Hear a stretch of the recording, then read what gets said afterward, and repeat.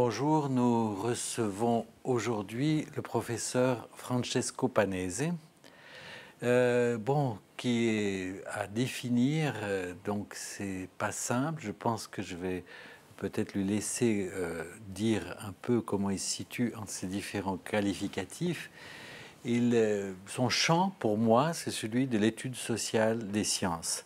Il est professeur de sociologie des sciences et de la médecine. Il a dirigé le Collège des humanités de l'École polytechnique et jusqu'à tout récemment le musée de la main, qui est un musée des sciences et de la médecine à Lausanne.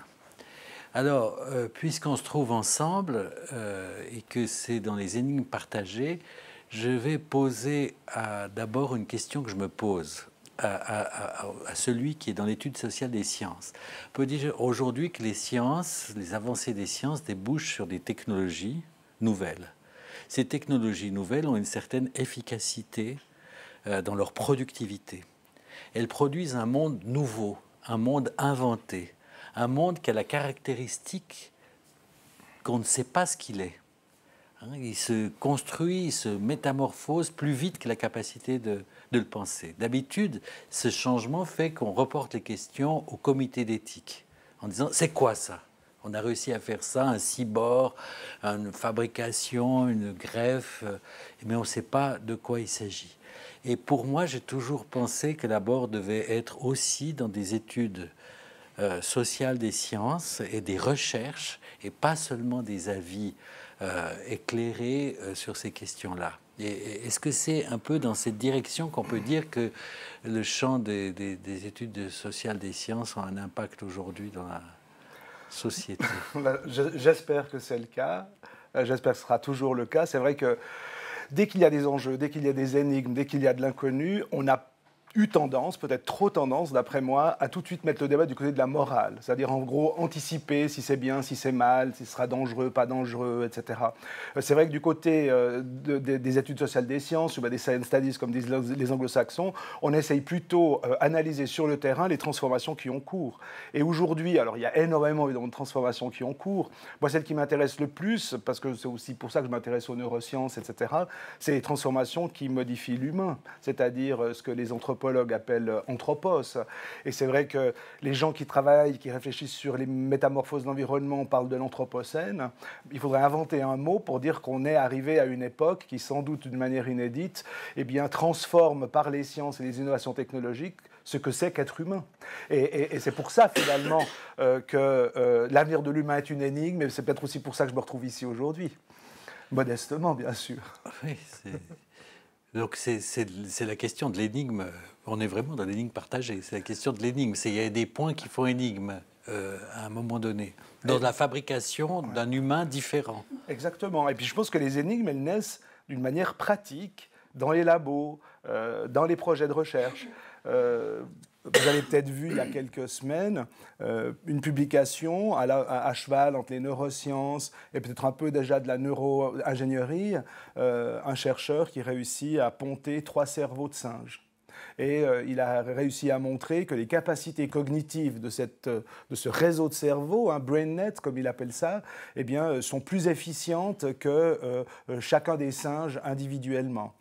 Forcément, c'est à la fois incroyable et c'est à la fois une énigme, puisque, a priori, on pourrait imaginer des réseaux de cerveaux humains, puisqu'on n'est pas si loin, finalement, des singes qui ont été utilisés. Et ça, c'est typiquement des choses qui sont, je dirais, intéressantes à réfléchir, mais pas à réfléchir, je dirais, abstraitement. Ce qui me différencie, disons, d'un éthicien, c'est la volonté d'aller voir, comme on dit dans notre domaine, la science en train de se faire, d'aller voir concrètement comment les gens s'y prennent pour inventer, développer, produire des résultats qui sont aussi disruptifs, comme disent encore les anglo-saxons, qui sont potentiellement porteurs d'un changement assez radical. Alors ça, c'est juste un exemple. Alors c'est vrai que c'est ça qui me passionne.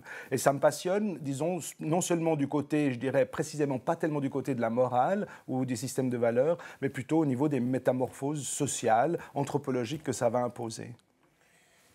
Mais en parlant de neurosciences, vu que c'est un peu le jeu que nous faisons, enfin on dit toujours qu'on fait une expérience ici, une manip ensemble avec l'invité, et puis sous l'angle des neurosciences et de la psychanalyse entre autres. Ces neurosciences, dans le contexte, vous avez donné quelques exemples qui pourraient faire penser à donc cette métamorphose, mais qui aboutirait à un homme plus efficient, plus efficace, ou cet homme augmenté.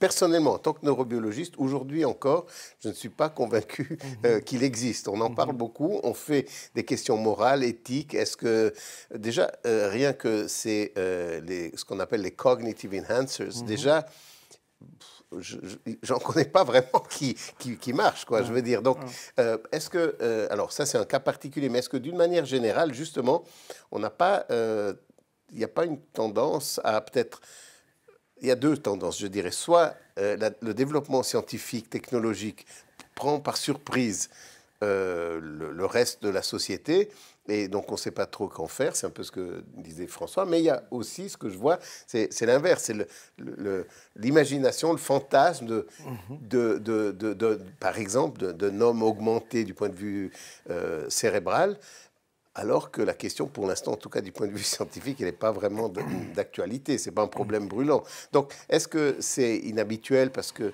c'est quelque chose à voir avec le cerveau et un désir de l'humain, ou est-ce que vous avez déjà vu d'autres exemples où c'est en fait, il y a une anticipation des questions avant même qu'elles se posent?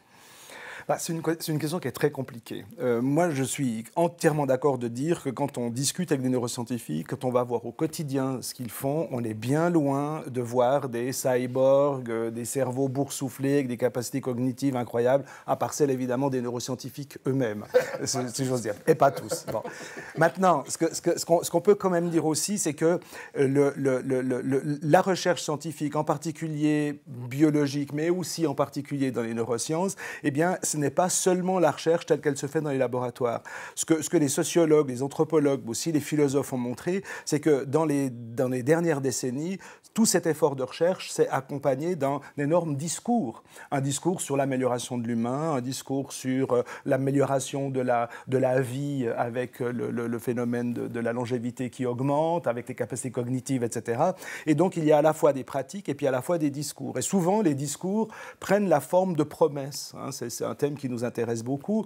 Et le problème de ces promesses, c'est qu'elles sont là essentiellement pour convaincre des gens de supporter de la recherche, par exemple. On voit énormément de promesses, en particulier dans les projets de recherche, enfin les demandes de fonds à des grandes institutions de recherche. Et en même temps, ces promesses, eh bien, elles nourrissent aussi un imaginaire social. Et un imaginaire social, pas seulement, je dirais, des gens qui lisent de temps en temps un peu de science ou bien qui regardent des documentaires à la TV. Mais là, je viens de voir, la publication n'est pas très récente, mais il y a un rapport qui avait été fait pour l'armée américaine, sur ce que les neurosciences pouvaient amener à l'armée américaine. Et on y voit plein de choses. Une meilleure compréhension des mécanismes de décision, mais aussi la possibilité de former des soldats et peut-être en intervenant sur eux pour faire en sorte que les mouvements de troupes soient plus efficaces. C'est toute une série de choses comme ça.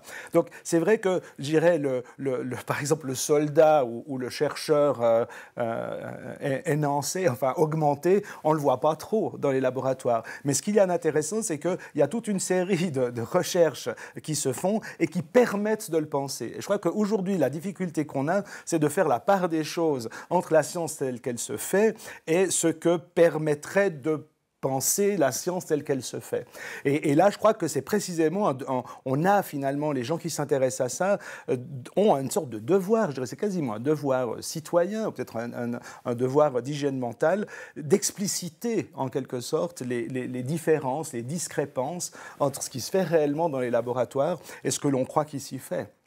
Bon, là, c'est une question importante parce que ça pose la problématique de la créativité aussi du scientifique, parce que dans une certaine mesure, il rêve aussi.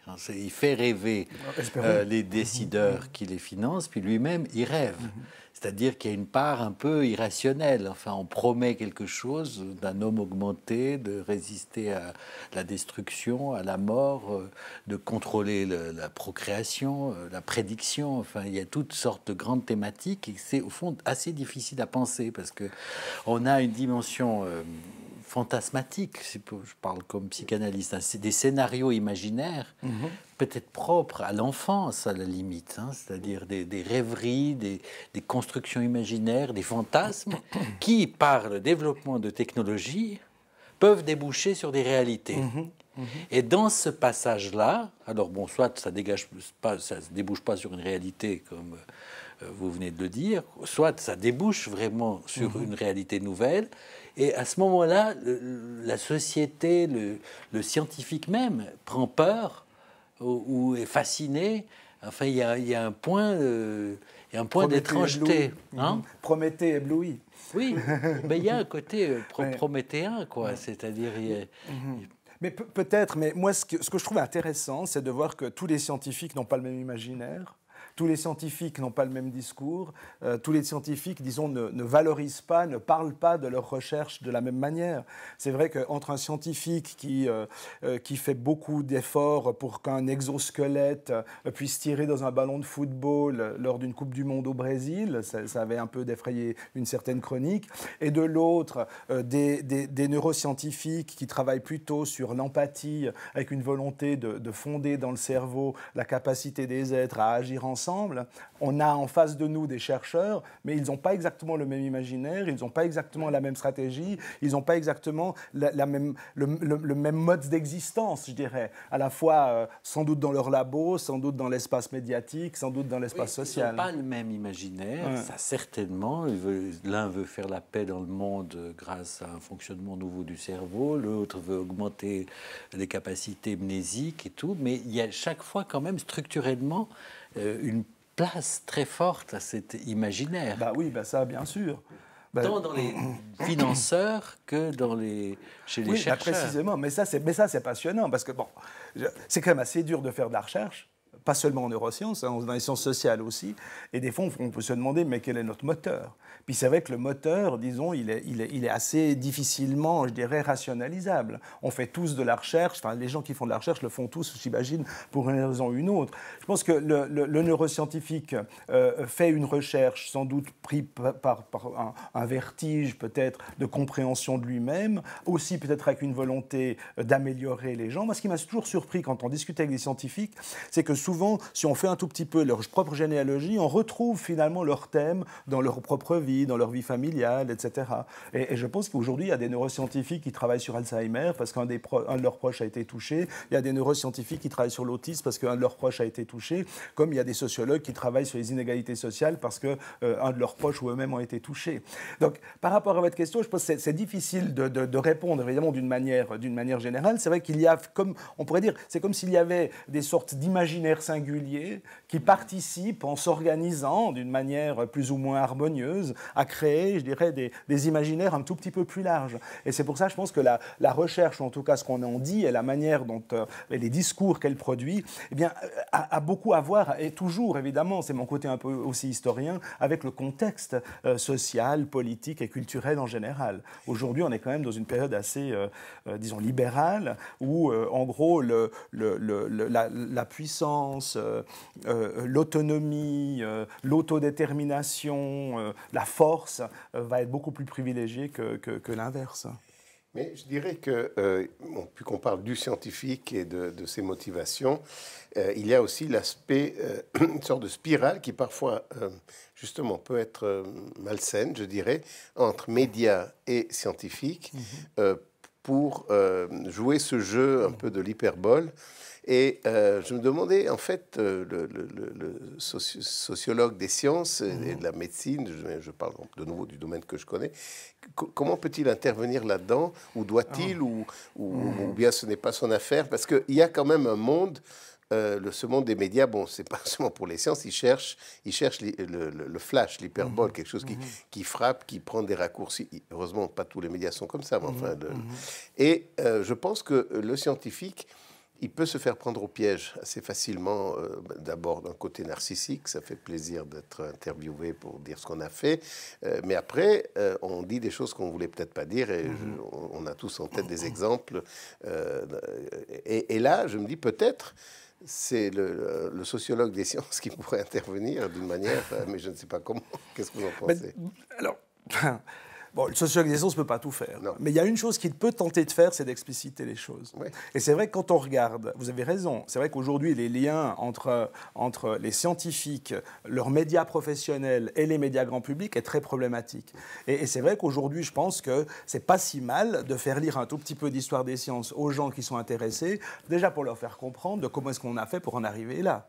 Hein, on peut juste quand même rappeler qu'aujourd'hui, il y a à peu près 100 000 revues scientifiques sur le marché, on n'arrive même plus à les compter. Il n'y en avait que 2 en 1665, et puis c'était essentiellement de l'impression de lettres qui étaient échangées parmi les savants, comme on disait, européens. Aujourd'hui, il y en a 100 000, et parmi ces 100 000, il y en a quelques-unes qui comptent énormément. Et ces revues qui comptent énormément, alors je deviens barbant parce que je deviens le sociologue qui essaie d'expliciter, ces revues qui comptent énormément, qu'est-ce qu'elles font? Eh bien, chaque semaine, elles inondent les bureaux de presse de la planète avec des press releases, généralement avec une semaine d'embargo, pour préannoncer ce qui va sortir après dans les revues scientifiques. Donc il y a des gens qui écrivent, des grandes revues qui traitent des sujets, qui retitrent les papiers, etc., qui mettent au travail des communicants, souvent des journalistes scientifiques, qui préparent des press releases, etc. Et à la fin, on arrive avec des journaux qu'on peut croiser dans le train et qui nous annoncent la guérison du cancer, les bases cérébrales de Dieu sait quel penchant, etc., etc. Et donc, finalement, aujourd'hui, alors le modeste rôle du sociologue, qui est quand même assez ennuyeux, je dirais, c'est celui, je dirais, de l'explicitation.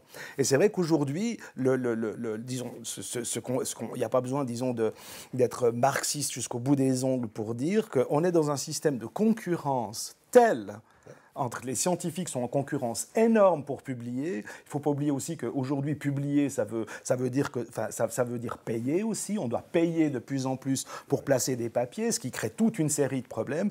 Et face à cette concurrence, eh bien, on voit que les grands éditeurs de journaux eh bien, jouent eux aussi une sorte de concurrence médiatique dans les médias spécialisés, à grand renfort, évidemment, de communication. Donc, je crois qu'aujourd'hui, disons, alors, comme j'ai la chance aussi de temps en temps d'enseigner, enfin assez régulièrement d'enseigner à de futurs médecins, à des futurs biologistes, ça a été aussi le cas des futurs ingénieurs, eh bien, ce qu'on peut déjà faire, c'est apprendre aux jeunes.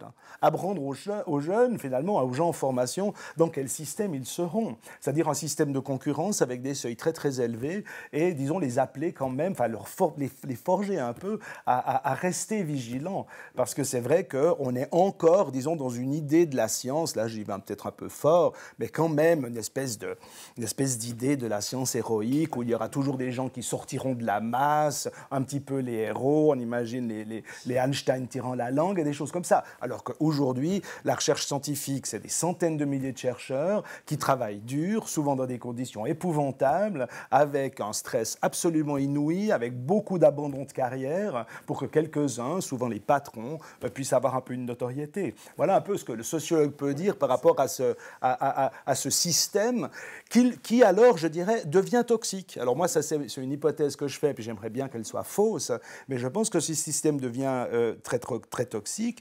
On observe des phénomènes assez embêtants comme eh bien, la désaffectation des filières scientifiques chez les jeunes étudiants. Donc c'est vrai que la science, ça attire pas beaucoup.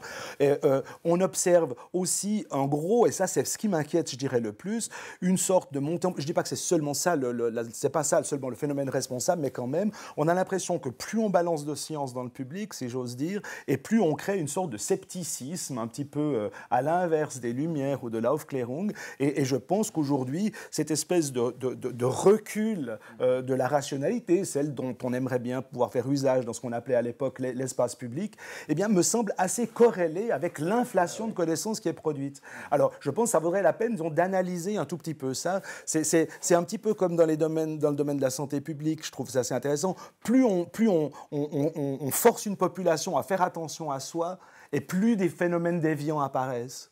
C'est assez intéressant. Je me demande si on n'insiste pas à la même chose dans le domaine, disons, des rapports entre sciences et société. C'est vrai qu'il y a un vrai paradoxe. C'est juste entre l'émergence quand même par exemple du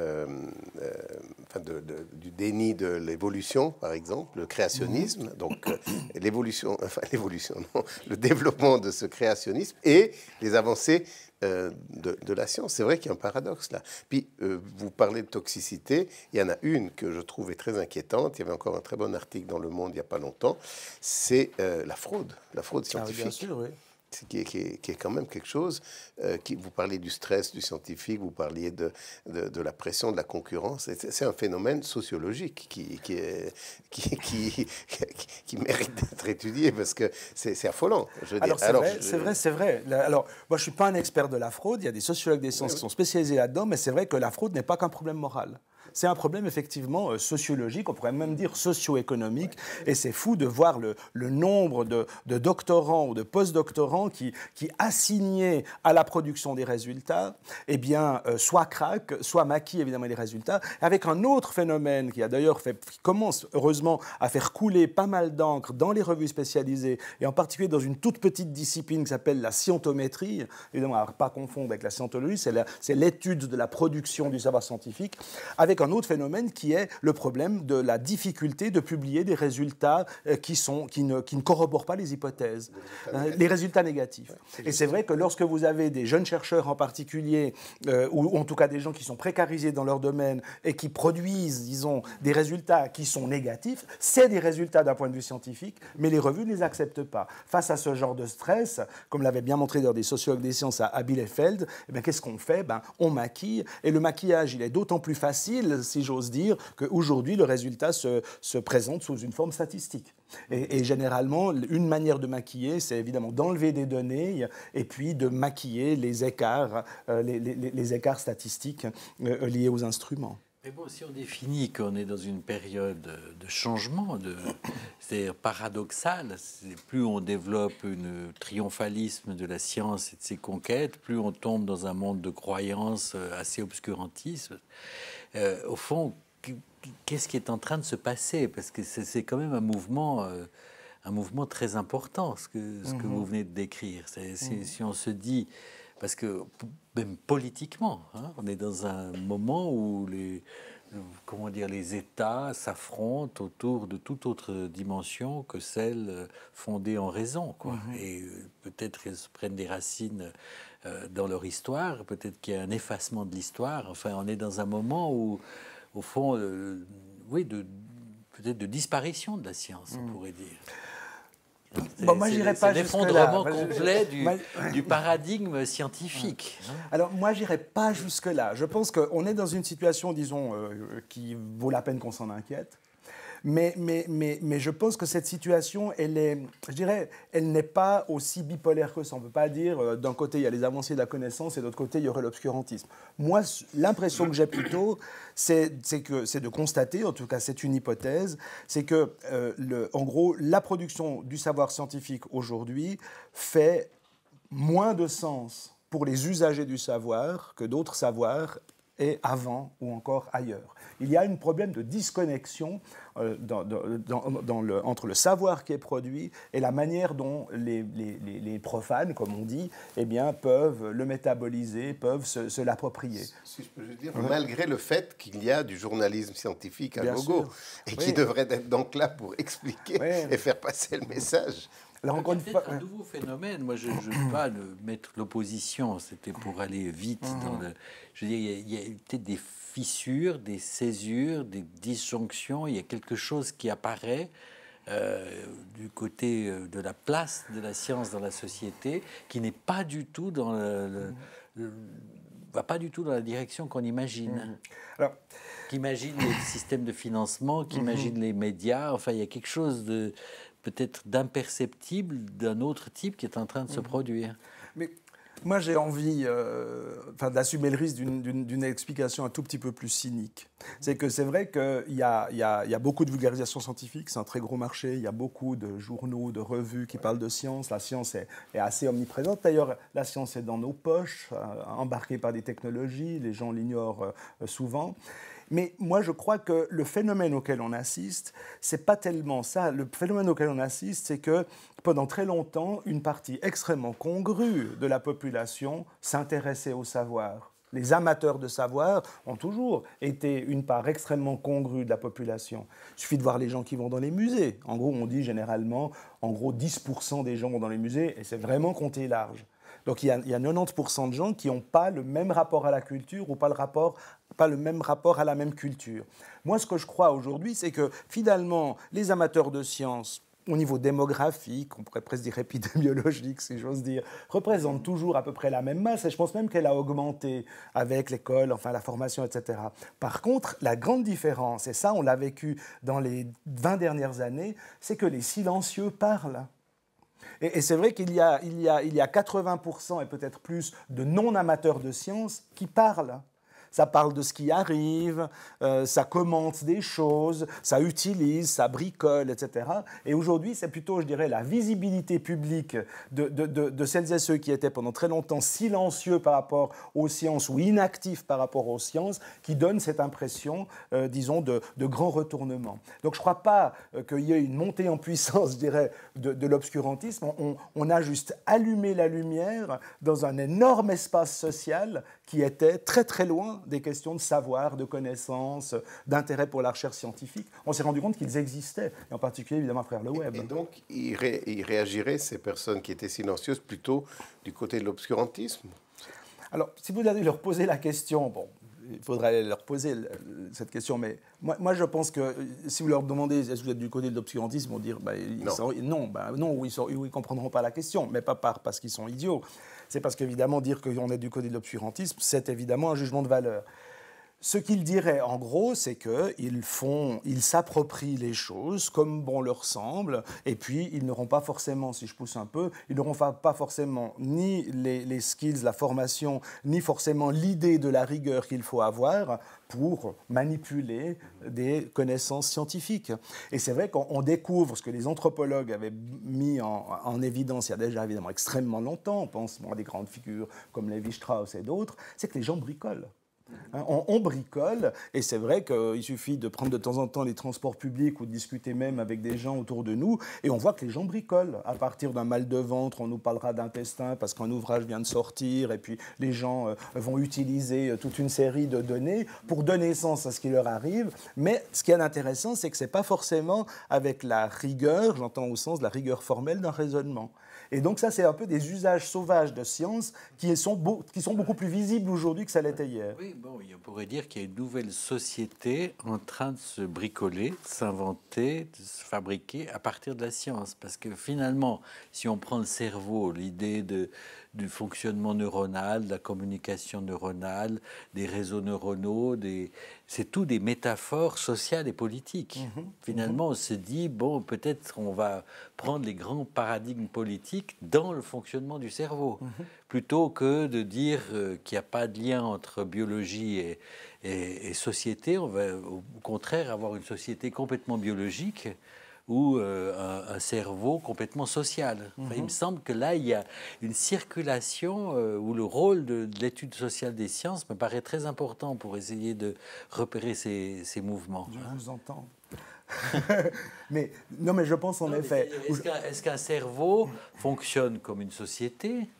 Des assemblées de neurones qui votent, enfin il y a des métaphores très puissantes, ou au contraire, est-ce qu'une société se met à fonctionner comme un cerveau, quoi, avec une hiérarchie, avec des ordres donnés, des décisions, enfin la fascination qui existe sur les processus de décision aujourd'hui, alors que tous les paradigmes bancaires ne fonctionnent plus, que c'est des crises économiques et des épidémies de malaise monétaire, n'est-ce pas ?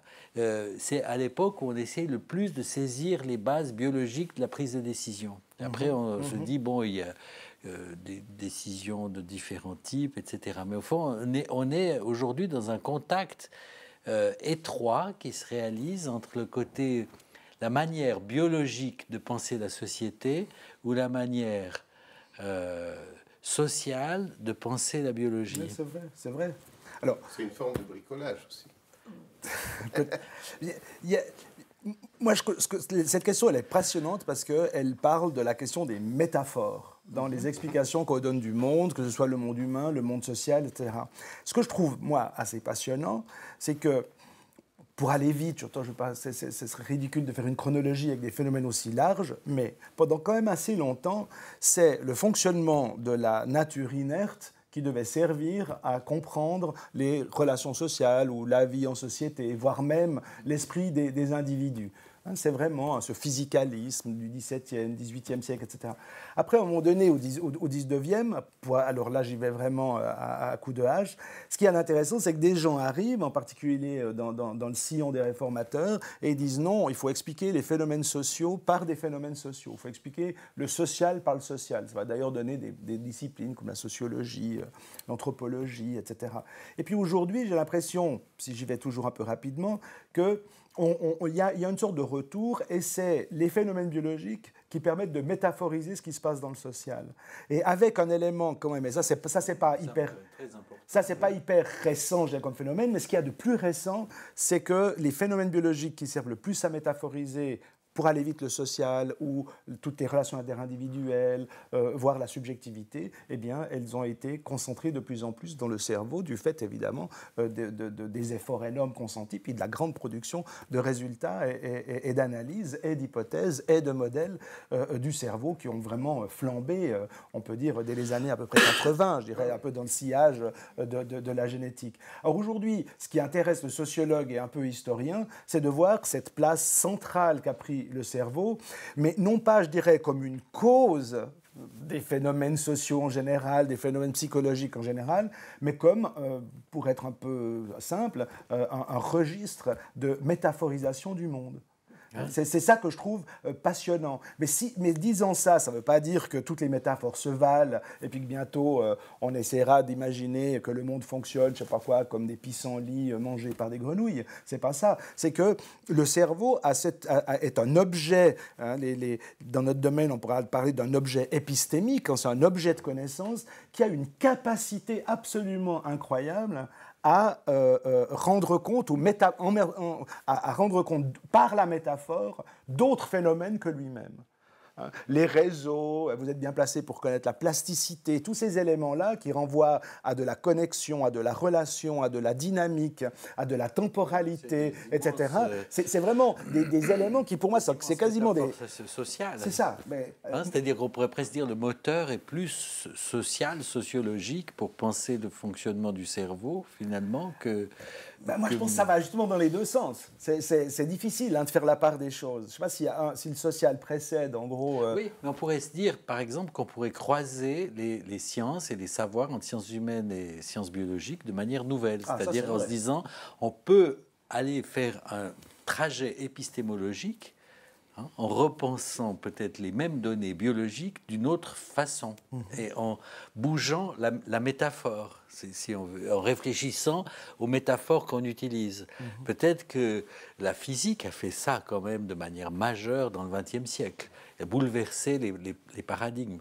Peut-être qu'en biologie, en particulier même dans les sciences du cerveau, dans les neurosciences psychiatriques, on est beaucoup trop dans l'idée cause-effet, causalité linéaire, simpliste, on touche un mécanisme, après ça produit un truc, et que si on prenait les mêmes faits dans un autre paradigme, qu'on cherchait les lois de la nature comme les physiciens ont cherché les lois de la physique, enfin que la nature, pour Galilée, parle le langage des mathématiques, donc on peut créer des nouveaux modèles. Peut-être que ce pas est nécessaire pour la biologie. On est trop en résonance avec le raisonnement social, avec les métaphores sociales, démocratiques, des réseaux, la communication. Il faudrait se détacher, créer une césure et ouvrir une autre épistémologie. Je dirais, alors si je peux commenter là-dessus, parce que c'est une question que je voulais vous poser, parce que je sais que vous travaillez là-dessus aussi, c'est justement le développement de ces nouvelles approches d'études du cerveau en particulier,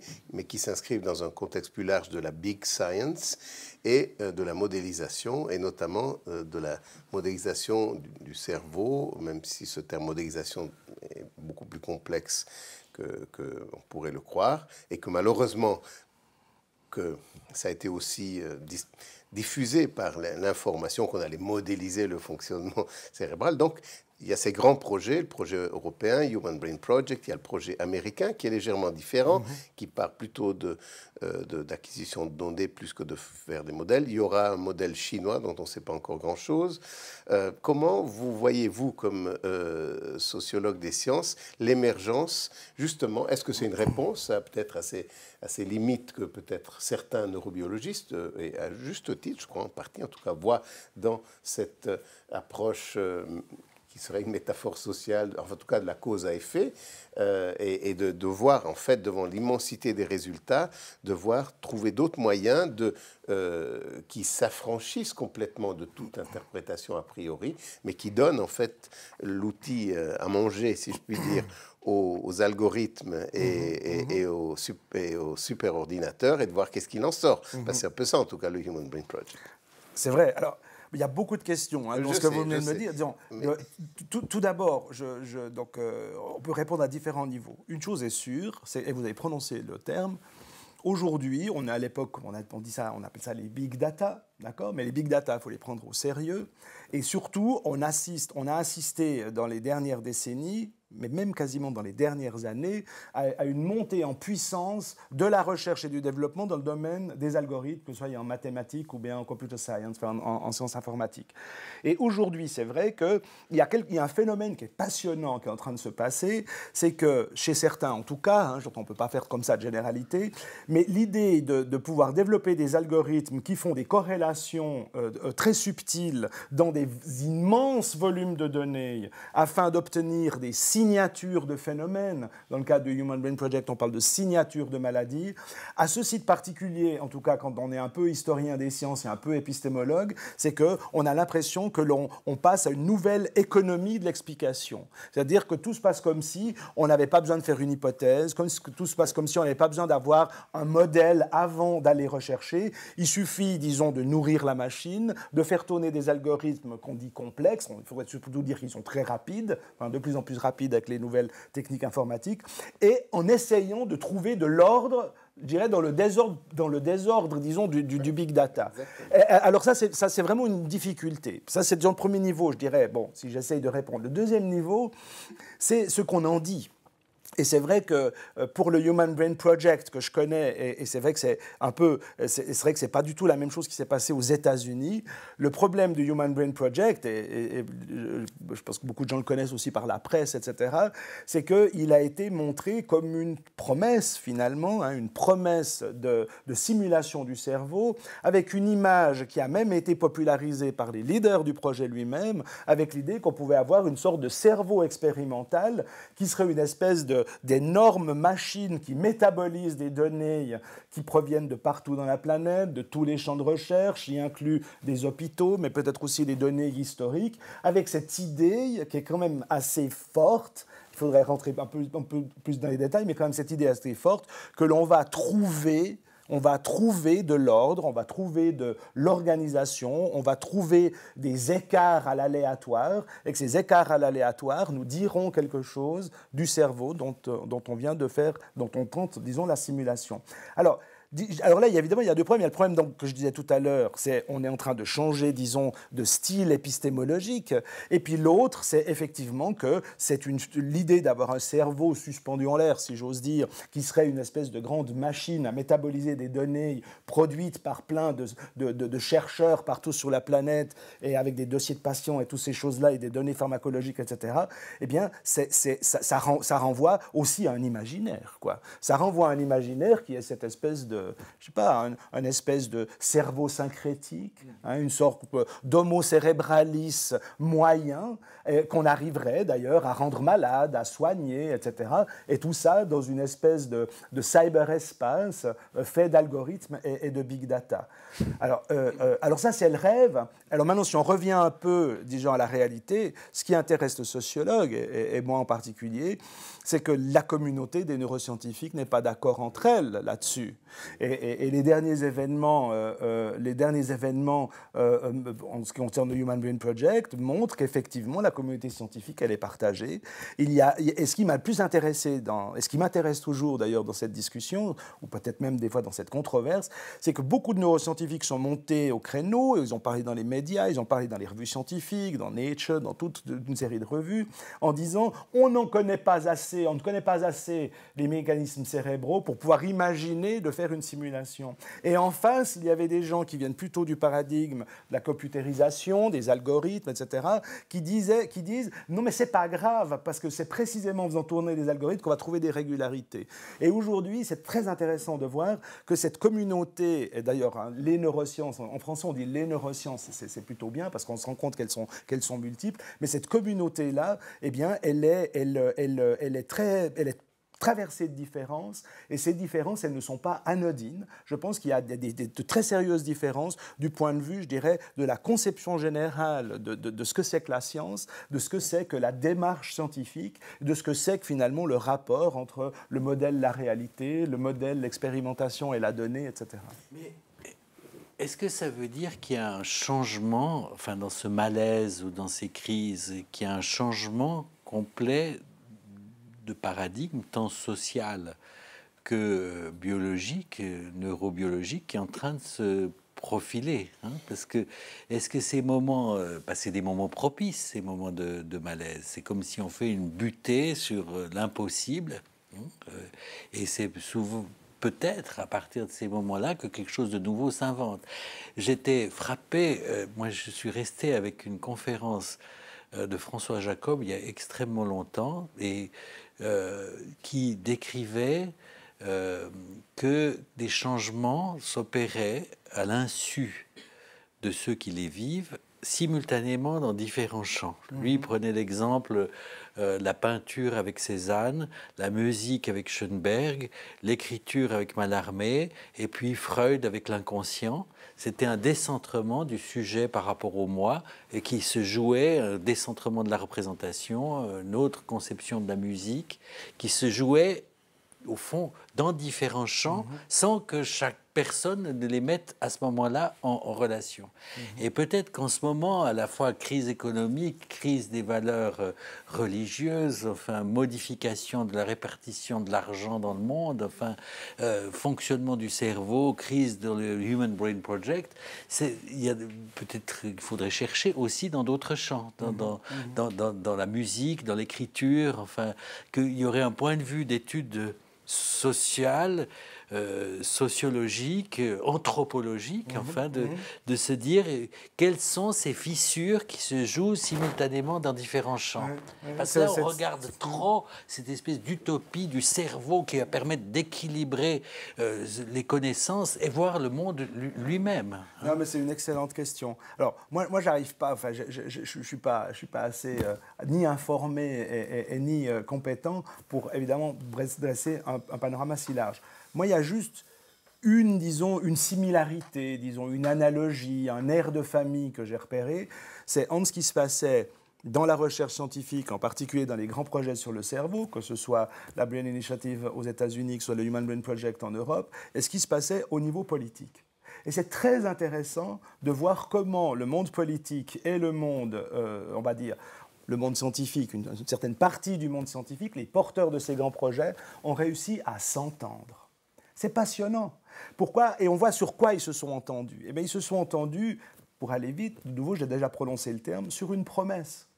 Les Européens, quand ils financent, avant d'avoir financé le Human Brain Project, ils inventent un outil de financement qu'ils veulent absolument audacieux pour, disent-ils, mettre l'Europe au premier rang de la recherche mondiale et surtout investir dans quelque chose qui va améliorer la santé de tout le monde et en particulier la santé qui est liée, disons, à la diminution des facultés cognitives, en particulier avec le vieillissement, Parkinson, Alzheimer, etc. Il y avait là, finalement, finalement une sorte d'utopie sanitaire de l'Europe qui est connectée avec une utopie économique, parce qu'on pense effectivement que ça va faire tourner l'économie, qui va évidemment s'articuler sur la technologie, qui elle va s'articuler sur la science. Et la science finalement, enfin j'en tiens, le Human Brain Project par exemple, mais c'est aussi le cas en partie, c'est un peu différent de la Brain Initiative aux États-Unis, eh bien, a joué le rôle d'une sorte de maillon nécessaire, je dirais, dans l'éclosion de cet imaginaire général qui vise, finalement, si on voulait devenir un tout petit peu philosophe, mais peut-être un peu, pour moi, philosophe de comptoir, je ne sais pas, mais c'est ce grand imaginaire de repousser les limites de la vie cognitivement correcte, repousser c'est vrai, repousser les limites de la dégénérescence, si possible repousser, je dirais, les accidents que représenterait par exemple l'autisme ou des choses comme ça. Et c'est autour de cet imaginaire que se sont faits des accords. Et je vous conseille, parce que c'est sur le web, d'aller voir par exemple le discours de Barack Obama lorsqu'il a annoncé en février, je crois que en avril 2013, je ne me souviens plus exactement, je crois que c'est en avril 2013, la Brain Initiative. On ne va pas rentrer dans les détails, c'était exactement, alors c'était l'état de la nation, puis évidemment tout ça avait été préparé par le National Institute of Health, donc le grand institut américain, et alors ce discours, il est passionnant. Pourquoi il est passionnant? C'est parce qu'il dit en gros que va faire le cerveau. Alors le cerveau évidemment va mettre les États-Unis, je vais vite, va mettre les États-Unis de nouveau évidemment sur le front side de la recherche scientifique. Et puis tout à coup il y a des choses qui passent dans ce discours. Ce que j'ai adoré, c'était le PTSD, donc les stress post-traumatiques des militaires américains, qui, grâce à la Brain Initiative, allaient être soignés ou en tout cas faire moins souffrir. Puis après, il y avait l'économie à travers la robotique, etc. Donc ce qui est passionnant, je trouve, c'est que le cerveau, il n'est pas évidemment seulement réticulé au niveau de ses neurones, sans oublier la glie, pour Pierre Magistretti. Il ne faut jamais oublier la glie quand on est en présence de Pierre Magistretti. Mais il est connecté finalement à la plupart des éléments qui font la vie en société. C'est l'économie, c'est l'innovation, c'est la santé des gens. Et puis évidemment, c'est aussi, d'une manière beaucoup plus générale, l'imaginaire, parce que finalement, peut-être qu'un des propres de l'humain, alors là je risque des choses, c'est d'investir un peu de son énergie à comprendre ce qu'il est lui-même. Et c'est vrai que travailler sur le cerveau, ça répond un peu plus à cette question que travailler sur la rate ou la vésicule biliaire. Bon, ça dépend, parce qu'on a passé du 19e freudien au 21e contemporain, du sexe au cerveau. Donc on peut aussi se dire que peut-être il y aura le retour d'une autre partie essentielle. Alors c'est pas un aller simple, parce qu'il y a beaucoup de travaux aujourd'hui qui sortent, et d'ailleurs on a des jeunes chercheurs, en particulier une jeune chercheuse qui s'appelle Christelle Gumi qui a travaillé là-dessus, c'est-à-dire qu'il y a toutes des personnes qui travaillent là-dessus, des collègues, sur le cerveau sexué. Donc le sexe, on le retrouvera partout, peut-être que c'est là la raison à Freud, et maintenant évidemment il y a une grosse production pour savoir si la sexuation des individus passe par le cerveau, s'il existe un cerveau masculin, féminin ou disons hybride ou problématique, enfin pas problématique, entre deux. Je pense que c'est le mot de la fin, ça va très bien comme ça. Merci. Merci à vous.